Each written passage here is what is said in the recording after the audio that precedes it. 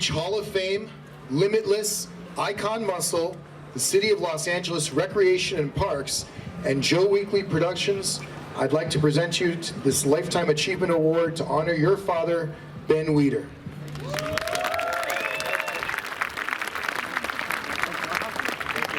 Taylor? Taylor? Thank you.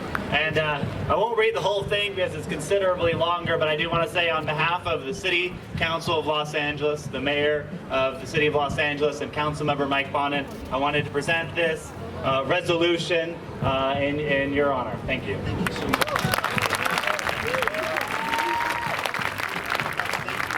Somebody hold a trophy for him. There you go. Go and hold a trophy. Okay. All right.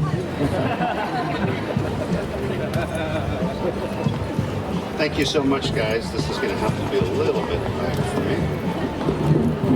All right. I just want to say a few words. I don't want to talk too long because I always have Joe Weider, my uncle's voice in my head at the Mr. Olympia. Too much talking. Start the show already. So I just want to say a few words. I want to start by thanking Joe Wheatley. Joe has done a great job keeping bodybuilding alive at Muscle Beach. I want to thank the sponsors. Without them, these kinds of events would be impossible.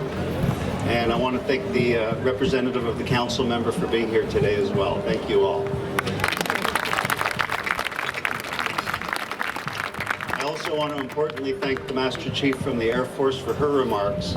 And I, for one, am very happy there's an Air Force base in Los Angeles. And I hope you'll put those missile defense systems here as well. Just a couple of words about my dad. It's an honor for me to be here with my wife, Nicole, to accept his induction into the Bodybuilding Hall of Fame here at fabulous Muscle Beach. My father was Joe Weider's younger brother, and they worked together as perfect partners for 70 years. Joe was the creative visionary, a force of nature. My father was the diplomatic, organized, businessman, administrative type of partner.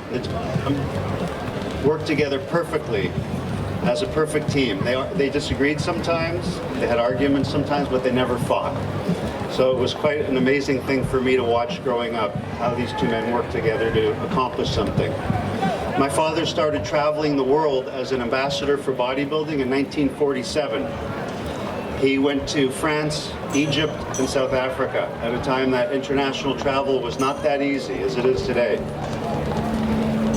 The trip took about 6 weeks. Apparently he never bothered to write, send a telegram, or call home. And his mother was very angry when he got home. So it just goes to show whatever you're doing or whoever you are, you got to keep your mom happy and informed. My father was truly an ambassador, an evangelist for bodybuilding. The further away the country, the more exotic the country, the harder the trip, the more excited he was about going.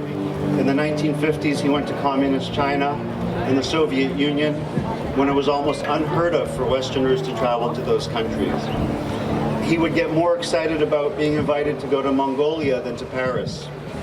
In 2003, he called me very excited. He had just been invited to go to Libya as the guest of Muammar Gaddafi's son, who was the head of the Libyan Olympic Committee.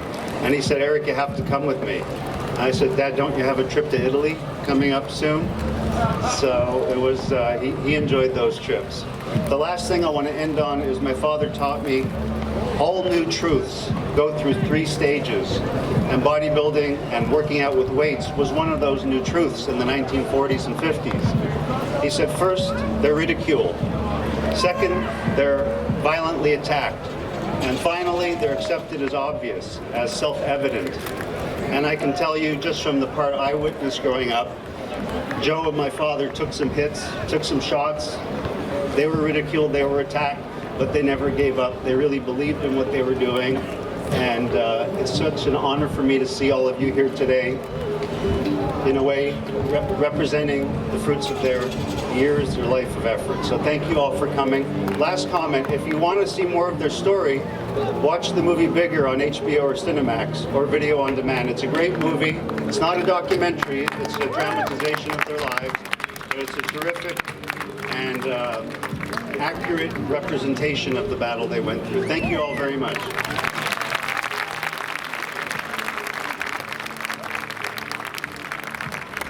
Thank you, Eric. And I've seen that movie, Bigger. Very, very, very good movie. All right. Now, before we start the show, I want to